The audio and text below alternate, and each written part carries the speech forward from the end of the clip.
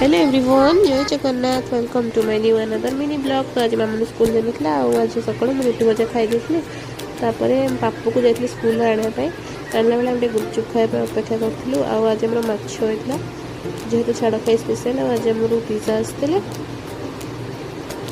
Pizza को नमस्कार कर से जावाई बाहर थे समस्त छाड़ापी बाहर ठियालु तापर मुझे बस स्टॉप छाड़ देके आसती। देखु कहीं से आम मतलब आमर से पाखापाखि गोटे जगन्नाथ मंदिर स्थापन होता।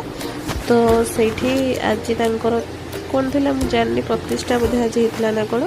तापर से निहारी भाव जी मुझे पापू को ट्यूशन छाड़ देके पड़े आसला बाबा आज चिकेन पकड़ा बनाते बहुत टेस्टी बनता।